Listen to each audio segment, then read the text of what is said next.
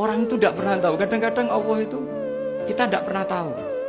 Andai kan boleh dibahasakan, kita tidak pernah tahu cara berpikir Tuhan. Jadi Allah itu zat yang mau, ya itu tadi otoritasnya penuh.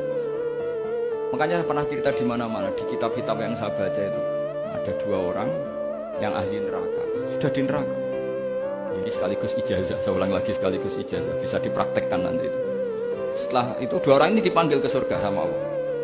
Allah itu tanyanya ya aneh, enak di neraka, ya udah enak di neraka. Ya gak enak di neraka, kok ditanya enak enggak ya gak enak. Ya sudah, kembali lagi ke neraka. Lari, kencang-kencang. Lari menuju neraka. Lari. Sama Allah dipanggil lagi. Loh, kenapa kamu semangat?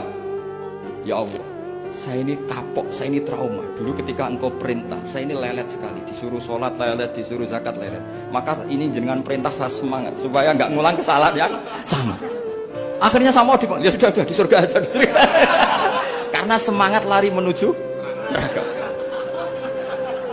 Maka ini ijazah nanti kalau di mahsyar ya, kamu dipanggil, ayo masuk neraka, harus apa?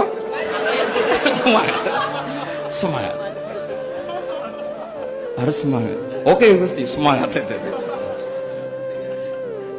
Lah repotnya kalau nggak dipanggil lagi. Akhirnya barokahnya semangat itu dia di surga. Kita tidak pernah tahu cara berpikir Tuhan, nanti kan boleh dibahasakan seperti itu. Yang satu, ayo kembali lagi ke neraka. Tolah gitu. Jalan oleh lagi. Sampai itu gak semangat oleh lagi. Terus ditanya sama, kenapa kamu tolah gitu? Saya tidak pernah ngira ya Allah ketika engkau panggil di surga, kemudian engkau kembalikan lagi ke neraka. Ya sudah, kamu di surga saja. Barokahnya husnudzon. Jadi Tuhan itu unik.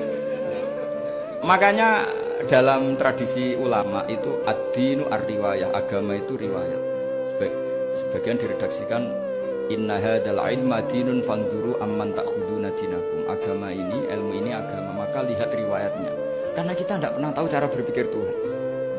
Kita harus mengikuti riwayat yang diutarakan Rasulullah SAW. Karena kita tidak pernah tahu. Kayak tadi ada orang diinjek, kita mesti kan terprovokasi ingin bela yang sujud menyalahkan yang injek. Tapi ketika yang sujud mencatut nama Tuhan, Allah tidak akan memaafkan kamu.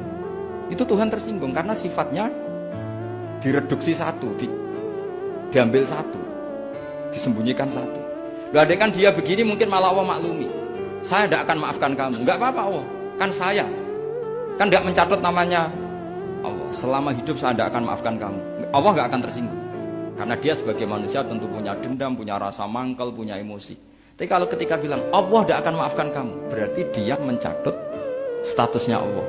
Dan Allah disifatkan hanya satu dari sifatnya Allah, yaitu hanya sifat menyiksa. Padahal Allah punya sifat memaafkan.